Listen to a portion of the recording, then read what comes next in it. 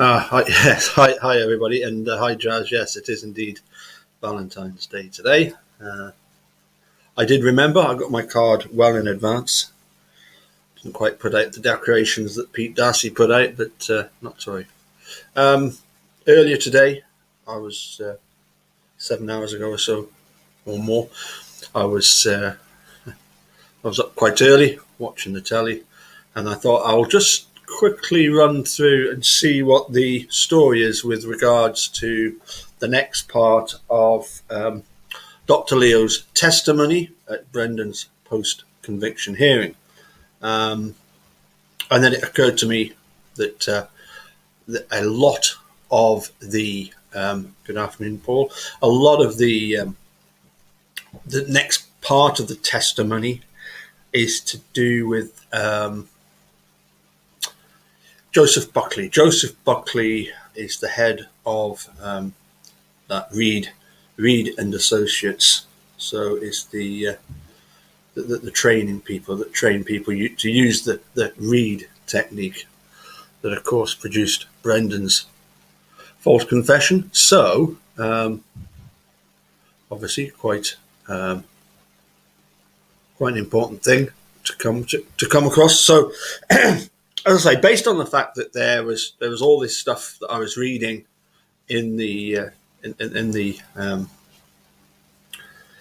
post-conviction hearing that was to do with Buckley, I thought better do a quick check through and see what the dickens is going on with that. Hi, Ian Jury is with us again. Nice to see you, Ian. Hit me with that rhythm stick. Actually, what was the other ones I really liked with him, of his were, of course, the Reasons to be Cheerful, Part 3. That's a great one. Reasons to be Cheerful, Part 3. And there's another one. There ain't half been some clever bees. Anyway, we're digressing. Don't get me started on Ian Drury. Let's have a look at this then. Let's share this. Let's just make sure everything is working as it should. Click on that.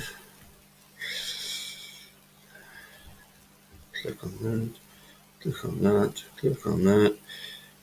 Yep.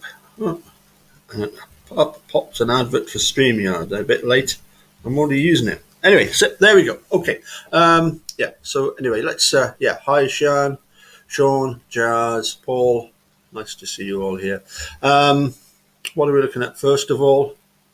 Is this. This is. I might as well go back to the beginning. This is the affidavit of Richard Leo. Tells you all about it, about him. I can pop that in the link, I'm sure. I must admit, many thanks to Tracy Keogh. I was trying to find the Buckley report, couldn't find it anywhere. Found this, and then she sent this, and she said if you click on this, later on it's got all the Buckley report, more or less. So many thanks, Tracy. I had found this one, but I didn't realise until speaking with Tracy that it was so useful. So anyway, if we go down to page 17, and then we go to this paragraph here, paragraph 42, the beginning of paragraph 42. The state retained Joseph Buckley, the president of John E. Reed and Associates, one of the most well-known interrogation training firms in the United States, in order to analyze the voluntariness and reliability of Brendan's March 1st confession.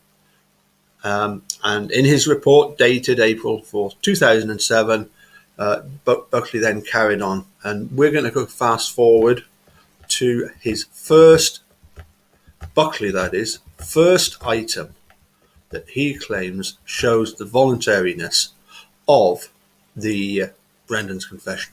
Item number 1, Mr. Buckley asserts that Brendan Dassey stated that Stephen Avery shot Teresa Halbach about 10 times in the garage.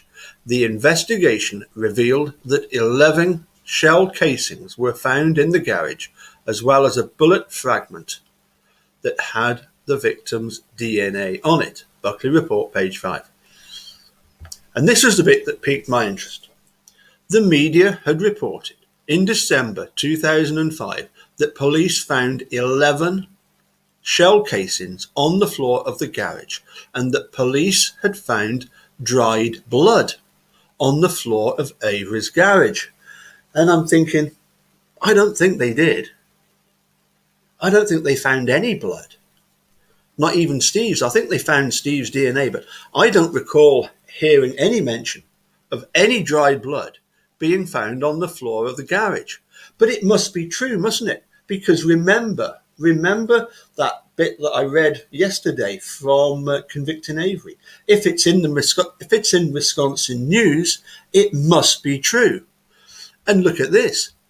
The media had reported December 2005 that police had found 11 shell casings on the garage floor, and that police had found dried blood on the floor of Avery's garage. None other than esteemed broadcasters such as WBay, that's the news firm that Emily Matasic works for. News broadcast, December 6, 2005 at 5 o'clock.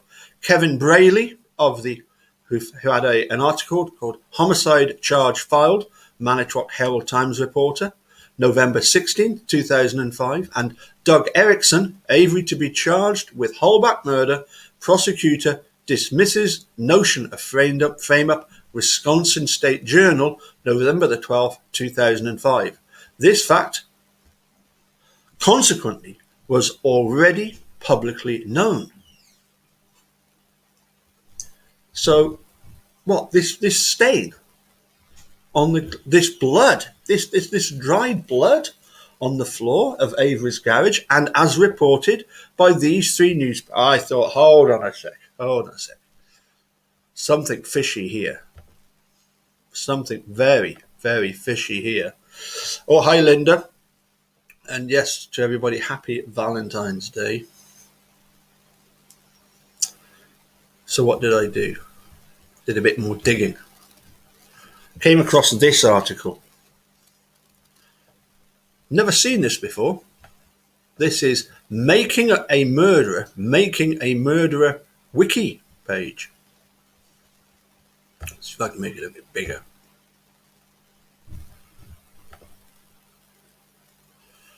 And I must admit, I do like the comment left at the end. Only one person has commented on this. Anyway, let's read what it says. A stain, the result of a red fluid. It's changed. It's no longer blood. It's now a red fluid spill. Was found in Stephen Avery's garage. It was cleaned by Brendan and Stephen several hours after the victim was on the property using gasoline, paint thinner and bleach. In some interviews, Brendan says it was a red fluid from a car, possibly transmission fluid, that leaked on the floor from underneath the car after Stephen had just poked under the car. In other interviews, he would say it was blood. The stain was initially not visible to the naked eye. Luminol, a fluorescent substance, was needed to make the stain visible.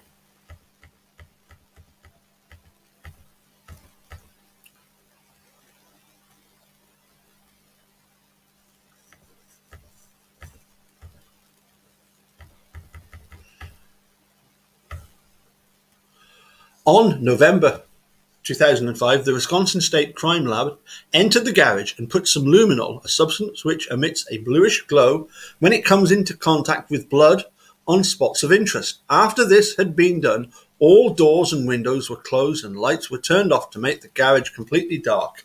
Behind a lawnmower, a 4 by 3 foot spot emitted a faint bluish glow. This blood has become a stain, and now it's just a glow. Okay, in May 2006, Brendan Dassey made several drawings of the crime scenes, including one of the garage. He drew an almost empty garage with only a snowmobile and a lawnmower inside it. Right behind the lawnmower, he drew the victim lying on the floor, and between the lawnmower and the victim, he drew her blood. The exact same location where the luminol had lit up. Brendan described the blood as 4 by 3 foot in size. At trial, Brendan explained that on the night of Halloween, several hours after the victim was on the property, he and his uncle cleaned one spill in the garage while they were having a bonfire outside. The spill was cleaned with gasoline, paint thinner, and bleach. Now, if you come on down, we have one comment about that from a user whose identity we don't know, but somebody that posted 6 hours ago whilst I was, as I say, watching the cricket downstairs. And I want to know how much of Teresa Halbach's DNA was found in this large red stain that Brendan Dassey had pinpointed with his degree of specificity. Thank you. We haven't yet had a reply to that. And then, thankfully, we've got TikTok Manitwok. Temptedious posted. And I must admit, huge credit to Temptedious. This is not the first article by Temptedious that I have ever read and highlighted, and I wouldn't at all be surprised if it isn't the last.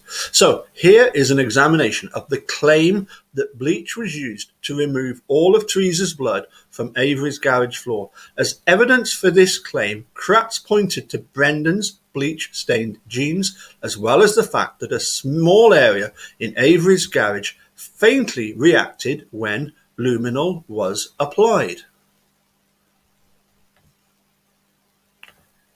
Actually, I'll tell you what I'm going to do just very, very briefly if I do that, because there's a couple of photographs that I want to. I'm just going to quickly do on this. One moment. I just want to get some photographs ready.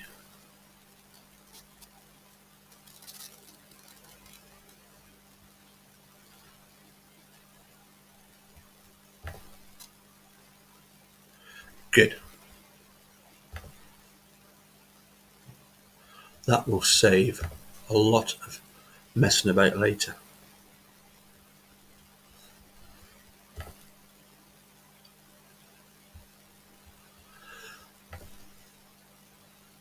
Hopefully we're back where we should be. Okay, here is an examination of the claim.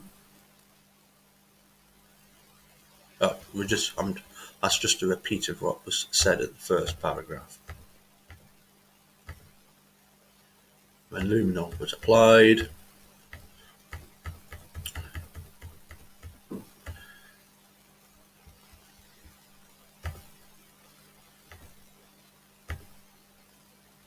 remember, this was written back in 2018.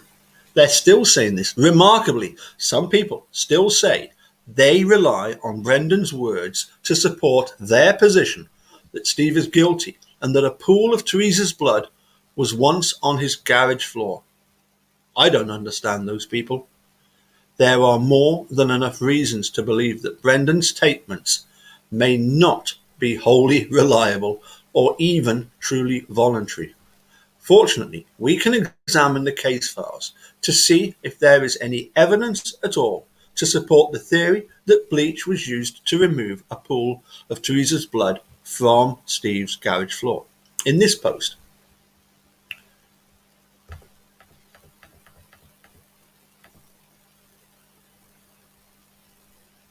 seeing as how we got some good news recently, I decided to include a few quotes pulled from the interviews with the filmmakers, wherein they discuss their thoughts on season 2 of Making a Murder. That's the good news. It's about to be released. From my reading of their answers, it seems as though the filmmakers will take some time in season 2 to fight back against the misinformation that has been spewed in relation to the case. I give an example of how blatantly Kratz would lie when being interviewed about the case after making the murder aired, Sweaty said on national television that latent blood was found in Steve's garage in the exact area that luminol reacted. In order to prove this is a lie, all we need to do is look at Kratz's closing statement, wherein he admits that blood was not found.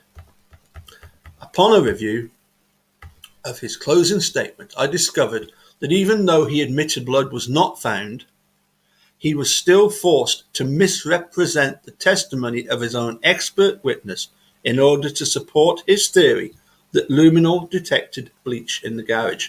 A review of Ertl's testimony reveals there is no evidence to support the state's theory that bleach was used to remove all of Teresa's blood from Ava's garage floor. Here is a graphic I made for this post with excerpts from Ertl's testimony as well as Kratz's closing statement.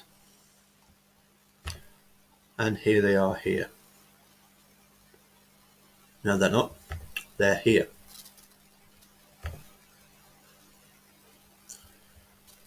There is. Yeah, this one here.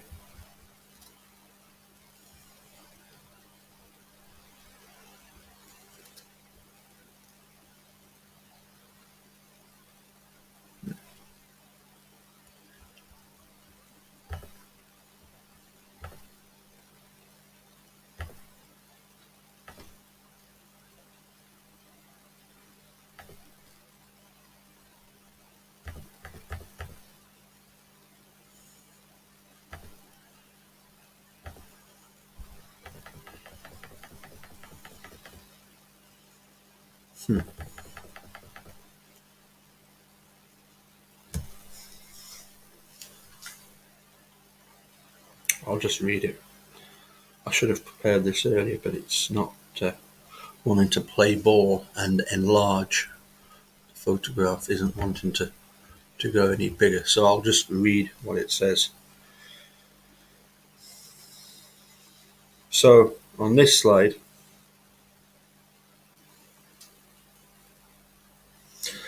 it says, question, and this is a garage. Let's go to the garage floor for a minute, where you said you had a faint reaction in this little area, 3x4 area, right?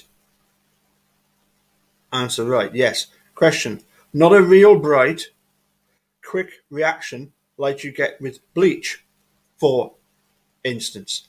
Right. March, that was February 19th, 2007, Ertl's cross-examination. And this is March 15th, 2007, Ken Kratz closing statements.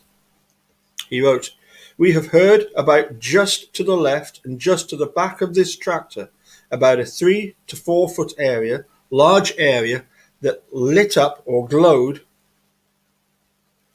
very brightly. It glowed very brightly. Mr. Ertl testified about that. He was the person who processed that area. I'm asking you to infer that Mr. Avery cleaned up this area with bleach. He carries on.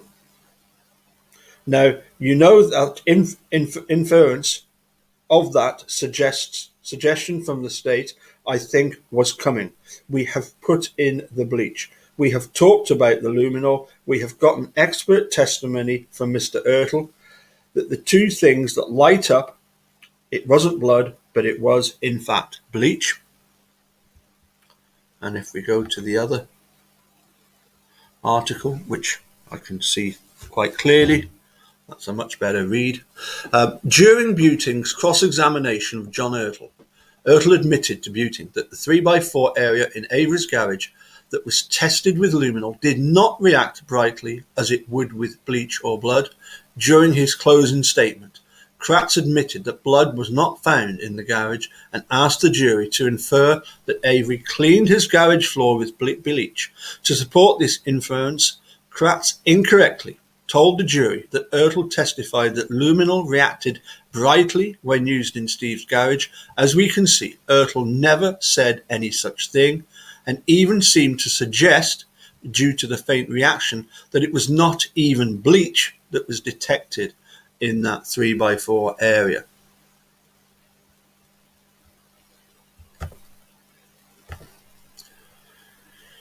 Notice Kratz misquotes Ertl's testimony in order to support his theory.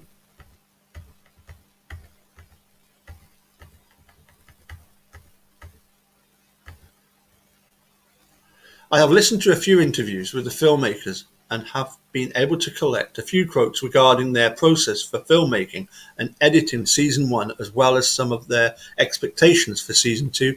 I remember one interview in particular wherein the filmmakers explained their decision to include the public reaction to season 1 of Making a Murderer in the second season. This was a difficult decision, as they were not fond of referencing their own documentary within the documentary. However, as Moira says,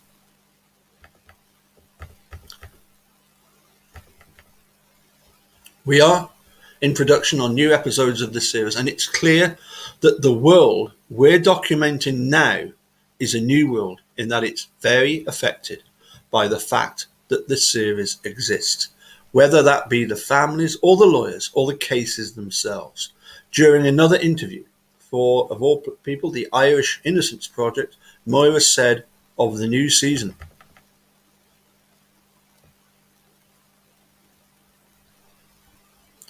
that always happens when you try and go too quick, doesn't it? Always catches me out.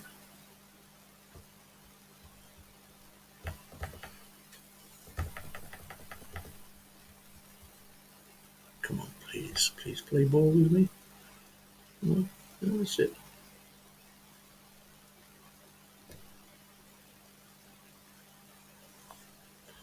I think I might have struck lucky. Yes, Demos. It will be about the same case, although, the public's response, the world's response to the series is becoming part of the case, so that could be part of it as well. There were moments in January and February as the series was coming out, and people were, corporate media outlets were talking non-stop about the case. It felt like, isn't this part of the series? Are we back in 2005? It was very much like deja vu.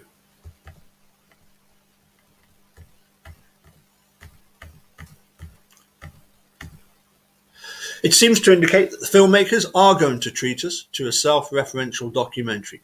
During a podcast interview, the team was specifically asked about the events immediately preceding and immediately following the rollout of season 1 on Netflix. The interviewer first asked about the preceding events, especially whether or not the series had to be vetted by Netflix legal department. This was indeed the case. Netflix had their lawyers review the series before it aired, as well as the supporting documents provided by Laura and Moira.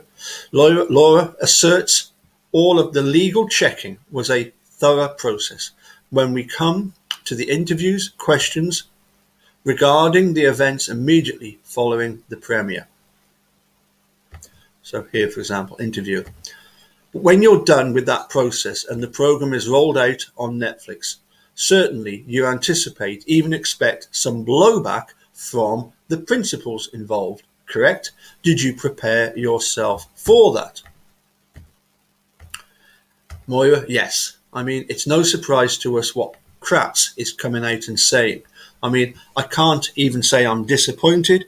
It's so predictable. What's disappointing is that, the reporters on the national news are not asking him, what is your source? They're not looking at the record and challenging him on his statements. Love this bit. They're sort of doing exactly what we document happened during the Holbach case. He makes a statement, the media puts it out there as truth, and off we go.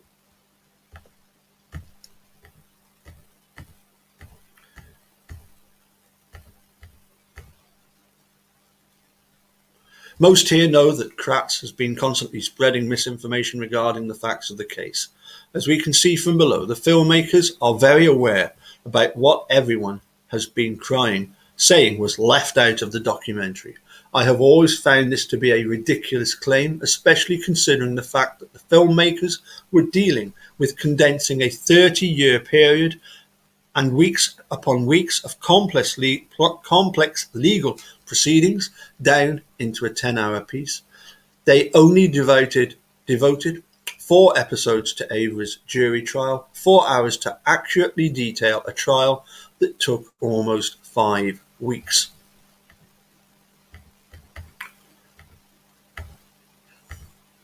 Laura: we're not prosecutors, we're not defense attorneys, we did not set out to convict or exonerate anyone.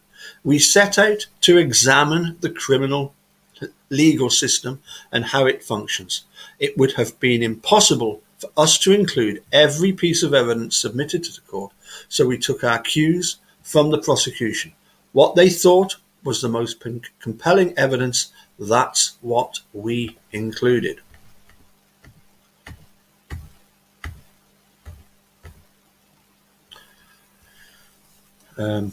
Laura and Moira focused on including the rav, the key, the bones and the bullet. I believe that sounds about right.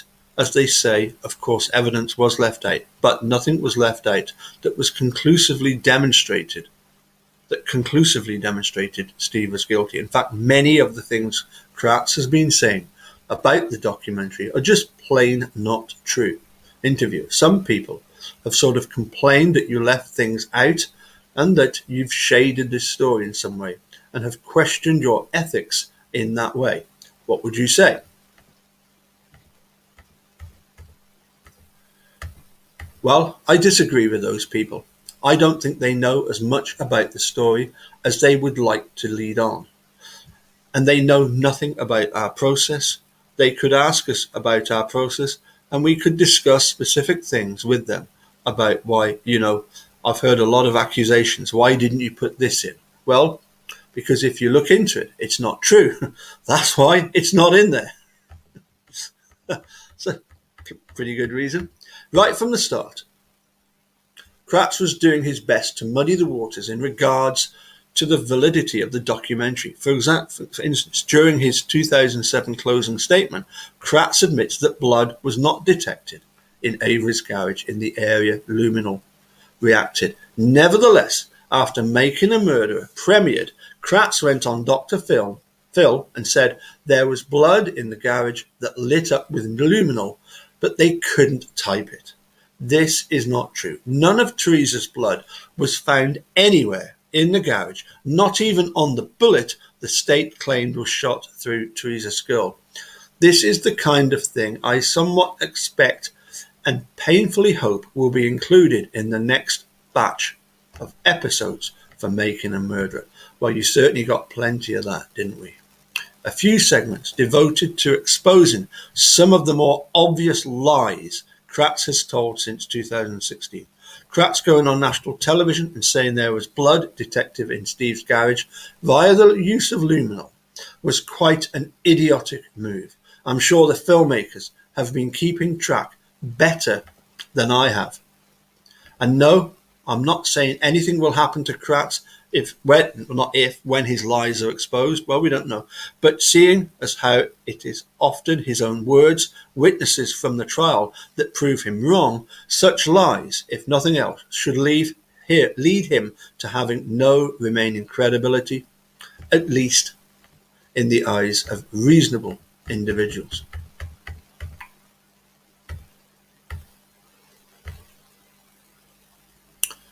Here is the transcripted excerpt of the March 27 Dr. Phil episode in which Buting and Kratz faced off. Thank you to the user who transcribed this episode in order to prevent anyone from having to watch Dr. Phil.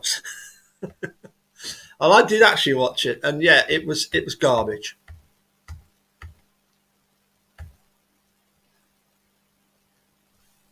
There was no blood evidence where this supposedly took place. Her throat got cut in the house. Ken, not in the bedroom. There was blood in the garage that lit up with luminol, but it wasn't the type Buting. There was no blood in the garage. Kratz. There was blood in the garage that lit up with luminol, but they couldn't type it. They couldn't get any DNA matches out of it. Buting. There was no blood in the garage, It is completely false.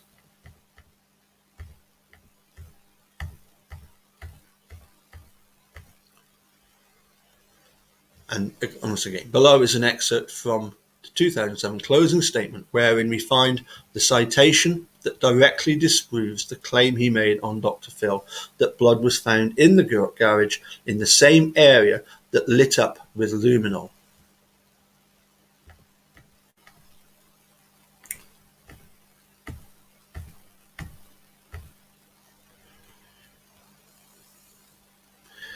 Kratz, okay, lying. There's two things that are most reactive with luminol. One is human blood and the other is bleach. Bleach, coincidentally, is the one thing that eats up or destroys DNA. We have heard about, just to the left and just to the back of this tractor, about a 3 to 4 foot area, large enough that lit up or glowed very brightly. Mr. Ertl testified about that. He was the person who processed that area. I'm asking you to infer that Mr. Avery cleaned up this area with bleach. Now, you know that inference or that suggestion from the state, I think, was coming. We have put in the bleach. We have talked about the luminol. We have gotten expert testimony from Mr. Ertl that the two things that light up, it wasn't blood, but it was, in fact, bleach. As we can see, Kratz was lying when he told Dr. Phil that blood was found in the garage with luminol that couldn't be typed. Just above, he admits that no such thing happened. Exposing this type of lie with a compelling approach would, I assume, only be too easy for a practiced documentarian film editor. Comparing the 27 Dr. Phil statement to his 2007 closing statement would not take much time and would certainly make a point. Kratz cannot be trusted. It reminds me of something else I wanted to share with you. Let's see if I can get it to come up. Where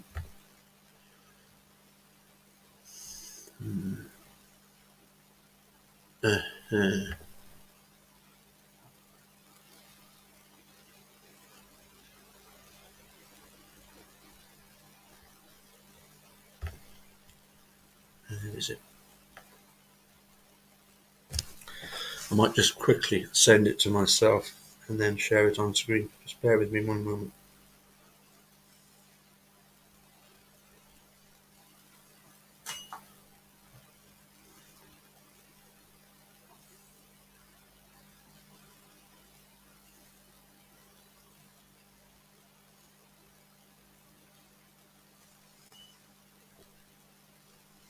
Hopefully that'll come through very, very shortly. Let's have a look, see if I've managed to send it to myself. Yes, I have.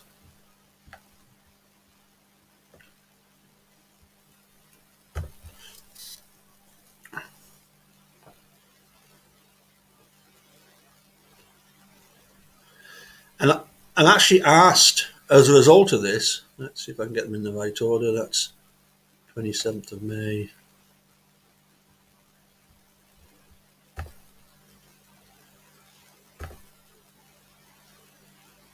16th of May, yeah. I've got them in the right order.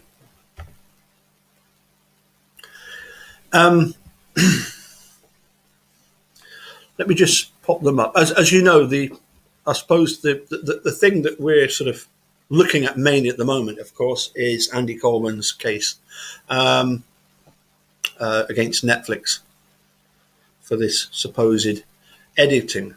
And it just struck me that, hold on a sec, if we go back to May of 2016, I've actually got a couple of emails from Robert Herman that I can share with you, screenshots of. I don't know if I've shared these before. Let's have a look. Make sure everything's still working as it should do. It looks to be okay. Yeah, I think it's all working. So here we go. Once again. So this is 16th of May 2016, email from Robert Herman. Mr. Capaldi, it was nice to talk to you as well. As I indicated to you, I am confident in the integrity of the investigation of the Teresa Halbach homicide. There is no doubt that we disagree on the facts of this case, and you are entitled to your opinion. In any doubt, hopefully the future will provide some closure to the families of this case. I'd love to ask him now if he's still confident in the integrity, now that we know that the bullet has got wood embedded in it. But of course, he has since retired. And then, what's this? 11 days later? 11? Oh, no.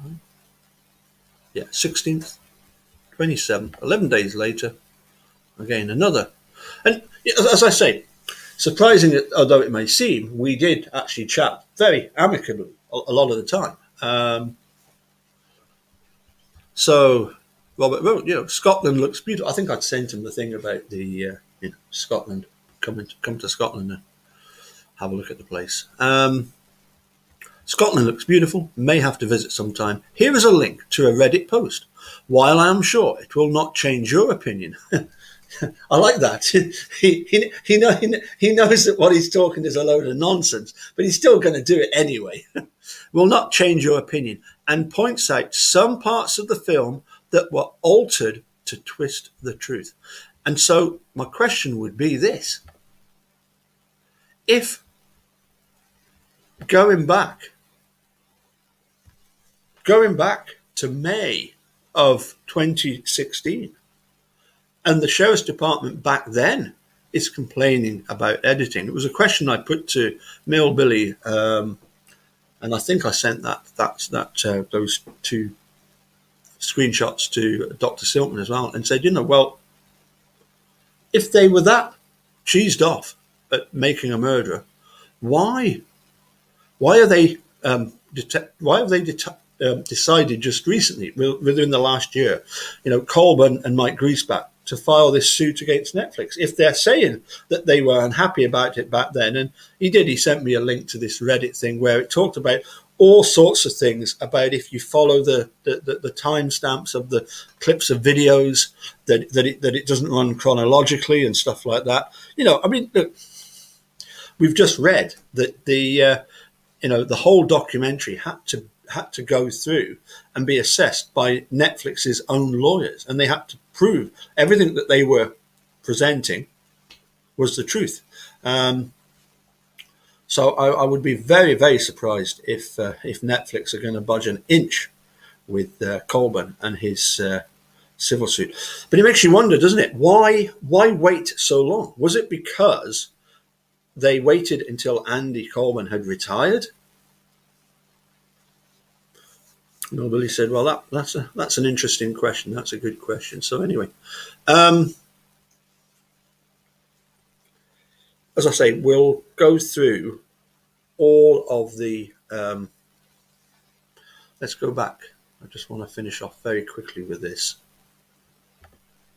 Let's see what, is that, no, I need to screen share again, don't I? Yeah. Oh, goodness sakes. Come on, Paul. Pull your act together. Let's do that. Now I want to go back to here and look at what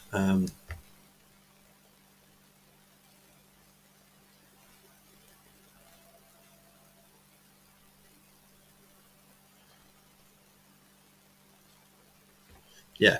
So item number 1 is Mr. Buckley asserts that Brendan Dassey stated that Stephen Avery shot Teresa Halbach at about 10 times in the garage. The investigation revealed that 11 shell casings were found in the garage, as well as a bullet fragment that had the victim's DNA on it. Buckley report, page 5. As I say, a huge, huge problem with the media. They just parrot anything and everything that Kratz spewed. Really awful journalism, that to just send it out there as if this is the truth. And I think we've just got, let's just quickly read this. Police prompting occurred with respect to the fact that Stephen Avery shot Teresa Halbach. Well, it's not a fact. It's not a fact. It certainly never happened. Anyway, Wiegert and Fassbender prompted Brendan to say that Steve had shot Teresa, that he had shot her in the head, that he had shot her inside his garage, and that she had been on the floor of the garage when he shot her. After Brendan said Steve had stabbed Halbach, Wiegert asked, "We know he did something else to her. What else did he do to her?" Brendan replied, "He choked her." A few minutes later, Wiegert asked, "What else did he do to her? We know something else was done. Tell us. And what else did you do? Come on, something with the head." Brendan replied that Avery had also cut off her hair. Not only are they, Steve and Brendan, great domestic engineers with Rug Doctor and bleach. They can, they do amazing work cleaning houses, but they're also practicing hairdressers. Fassbender then asked, what else was done to her head? Brendan replied that Steve had punched Halbach. Fassbender then asked, he made you do something to her, didn't he? What did he make you do to her? Brendan replied, cut her on her throat, Brendan said. That's all I can remember. And Wiegert responded, all right. And I think we know the rest. I'm just going to come out and ask you, who shot her in the head?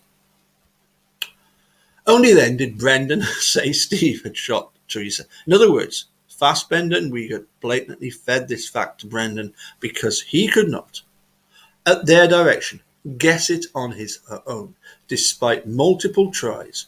This is a classic, probably not a classic, it's probably the classic example of police contamination during an interrogation.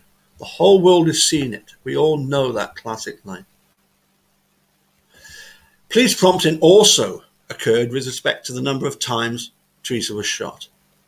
At first, Brendan said Steve had shot Halbach twice at March 1st. He said Avery had shot her 3 times.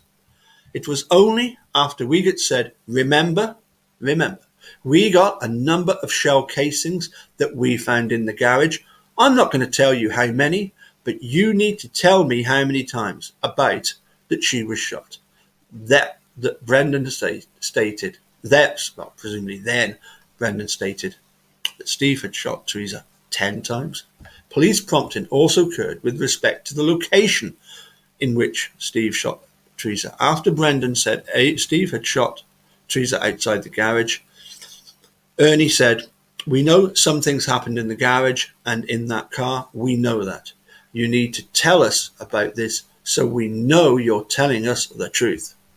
After Brendan said Steve had placed Teresa in the RAV4, Ernie said, tell us where she was shot. Brendan said, in the head. I remember that bit. No, we don't mean that. I mean where? In the garage. Brendan then responded, in the garage. Bert followed up by asking, was she on the garage floor or was she in the truck? Brendan said, in the truck. And Wiegert replied, come on now, where was she shot? Be honest here, Brendan said, in the garage. And then clarified, she was on the garage floor. I mean, what an absolute mess that is. Mr. Buckley asserts that Brendan stated that he helped Steve to put Teresa Halbach's body in the car. The investigation revealed that blood matching Teresa Halbach's DNA was found in the cargo area of the SUV. Okay, don't think we've got anything more to do with this. As I say, this is just appalling. The way in which the media are quite happy to parrot. The media had reported that the police found 11 shell casings and that police had found dried blood on the floor of garage. When it wasn't blood, Kratz tried to make it sound like it was bleach. But even Ertl said it wasn't bleach. It was just transmission fluid. Okie dokie. I think that'll do fine for today. I think we've kept you long enough. Yep. Once again, thank you all for joining in. Let's see, we've got Alice, Bethany, Sean, Linda, Sean. I noticed a few other names as I was going. Bethany, Darkside. Hi, Darkside. Sean,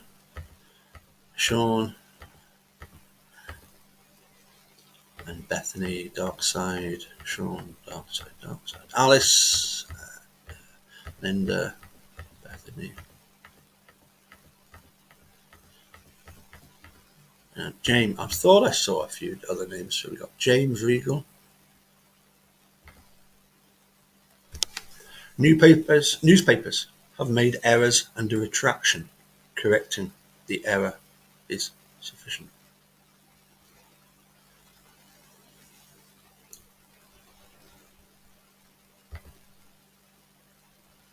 Yeah, a retraction would be good. So would a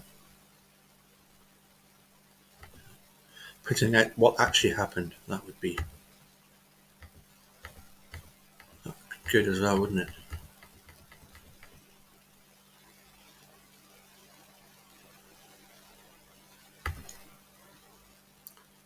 Maybe we should be able to sue Kratz based on his lies. I just don't know how much Kratz is going to be worth, but yeah, let's. I mean, that's one thing that Kathleen Zellner said, that she is looking forward to unmasking Ken Kratz. We've got here, dark side.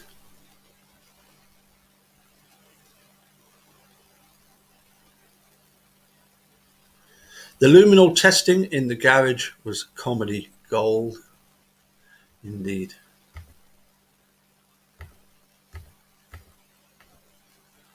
Yeah.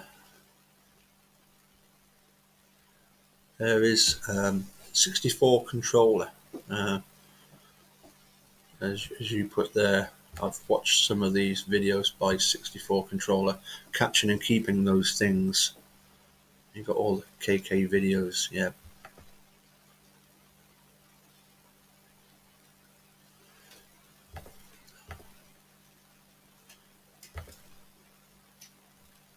I just can't see that happening. I am absolutely sure that there is no way they are going to humour Colburn Greaseback in the slightest. I was pleased to hear Duffin say that so far there has been no exchange of correspondence whatsoever between the two sides. And why should they? Why should Moira, Laura, and Netflix get in touch with excuse me, Colvin and Wiegert? No. Let's see how far they're prepared to push this. You know what they're actually inadvertently doing is helping to fill up the series 3 of Making a Murderer with even more rubbish by them. Not Alice, Linda, James, Darkside, Sean, Darkside. I don't recall is here. Hello. Jazz, Darkside. Don't recall, yeah.